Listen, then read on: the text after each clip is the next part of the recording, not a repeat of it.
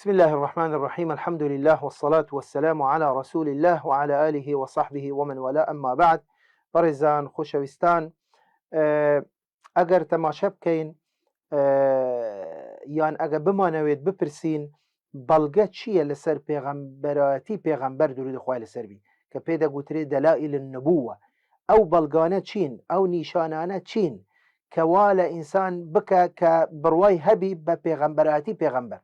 چونکە ئێمە یەک لە مەرجەکانی مسلمانبوونی ئینسانی مسلمان، بەڵگەی ئیمانی ئینسانی مسلمان ئەوەیە کە دەبی ئیمانی هەبیتن بە پێغەمبەرەتی پێغەمبەر.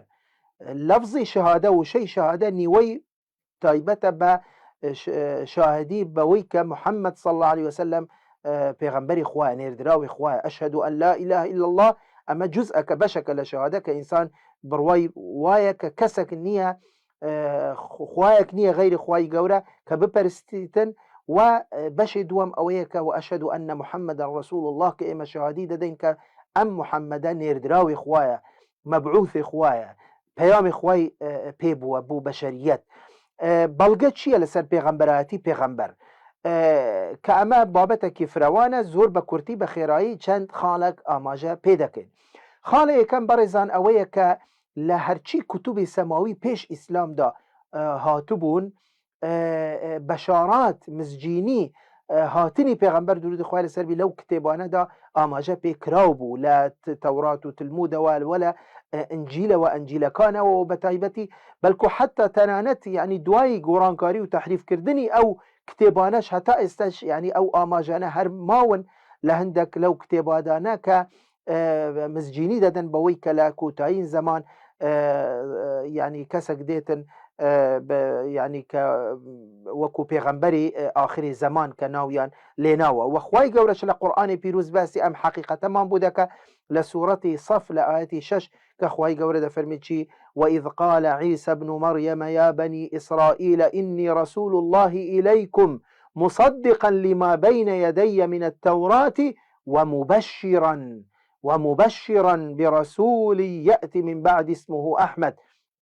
کە ئەمە یەکێکە لەو بەڵگانەی کە ئەمە پێغەمبەرەکە، پێغەمبەری آخر زەمانە کە لە کوتوبی سەماوی پێشتر وەکو گوتمان ئاماژە بەلکو تەنانەت بە ناوی ئەویش کرابوو. و خاڵێکی تر بەڕێزان ئەویش هەموو ئەو معجیزاتانەی کە خوای گەورە پێبەخشی بوون لە سەردەمی خۆی، و گەورەترین معجیزەش ئەو قورآانی پیرۆزە کە تایبەتە بە پێغەمبەر درود خوای لەسەر بی کە هەرچی پێغەمبەرانی تر ئەوانش معجیزاتی حسیان هەبوو، بەڵام معجیزاتی پێغەمبەرانی تر لە ژیانی پێغەمبەرەکەی خۆیاندا بەردەوام بوو. کاتی کە پێغەمبەرەکە مردووە وەفاتی کردووە معجیزەکەشی کۆتایی پێ هاتووە.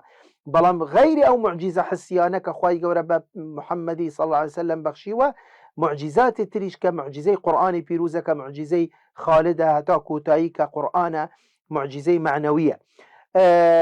خاڵێکی تر بەڕێزان سیرە و ژیاننامە و ڕەوشت و ڕەفتاری پێغەمبەر درود خوای لەسەر بی، یعنی بەڵگەیە لەسەر پێغەمبەرەتی پێغەمبەر، ڕازگویی و ئەمانەتی پێغەمبەر کە تەنانەت دژمنەکانی پێغەمبەری درود خوای لەسەر بی دانیان بەوە داناوە لە سەردەمی خۆی کە بەناوبانگ بووە بە الصادق الئەمین، کە کەسێکی ڕازگوو بووە، کەسێکی دەستپاک بووە، ئەمین بووە. خەلکانی تر یعنی متمانەیەکی تەواویان پێ هەبووە کاتی کە قسەی کردووە لەگەڵ مشرکەکان، لەگەڵ کافرەکان، گوتیتی یعنی ئێوە بڕوا بە منەکەن، گوتیان ئێمە هیچ جارێک درومان لە تۆ نەبیستیە.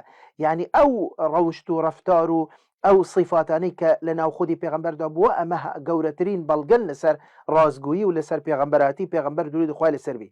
بەڵگەیەکی تر بەڕێزان ئەویش ئەوەیە یارمەتیدانی خوای گەورە بۆ ئەم پێغەمبەرە، سەرکەوتنی خوای گەورە لە بوو پەیامی پێغەمبەر درود خوای لەسەر بی، کە لە ماوەیەکی زۆر کەم، بە ماوەیەکی زۆر قیاسی، بە 20 و چەند ساڵێک یعنی پەیامەکەی ئەوەندە تەشەنەی کرد و ئەوەندە گەورە بوو، ئەوەندە بڵێن یعنی مەفعولی هەبوو، کاریگەری هەبوو، هەتا پێغەمبەر صلی الله علیه وسلم کە وەفاتی کرد بە زیاتر لە 100,000 سەحابی کە مسلمان ببوو لە خلالی ئەم فترە قیاسیە. ئەمەش بەڕاستی ئەگەر بێت و پشتیوانێکی خوایی لە پشت نەبیتن، ئەمە ناتوانیتن هەر کەس ناتوانیتن بە ماوەیەکی ئەوها کەم بتوانیتر قەناعەت بە هزارەها بە سەدەها هزار خەڵک بکەتن کە بە شوێن پەیامەکەی ئەو بکەون کەواتە ئەمەش بەڵگەیەکی بەهێزە لەسەر پێغەمبەراتی پێغەمبەر کە خوای گەورە لە پشتی بووە، خوای گەورە نەسرەتی داوە، سەرکەوتنی بۆی ناردووە.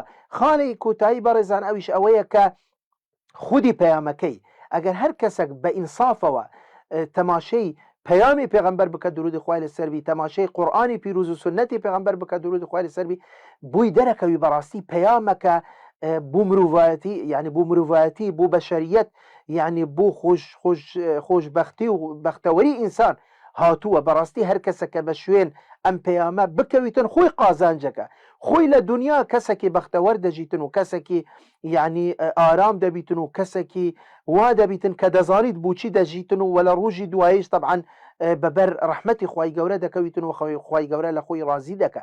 کەواتە ئەگەر بە ئینسافەوە هەر کەسێک تەماشەی پەیامی پێغەمبەریش بکە بۆی دەرەکەویتن کە فعلاً پەیامێکی حەقە. ئەمانە هەمووی بەڕاستی بەڵگەن لەسەر پێغەمبەراتی پێغەمبەر. بۆیە بەڕاستی ئینسانی موسڵمان یعنی ئەرکێکی دینیە پێش ئەوەی کە ئەرکێکی مرۆڤایەتی و ئەرکێکی ئەخلاقی بی بۆ ئەوەی کە بڕوا بە پێغەمبەر بهینێتن و بە شوێن پەیامەکەی ئەو بکەویتن. خوای گەورە وامان لێ بکەتن کە لە ڕۆژی قیامەت هەمومان بەبەر شەفاعەتی پێغەمبەر بکەوین درودی خوای لەسەروی. وآخر دعوانا الحمد لله رب العالمين.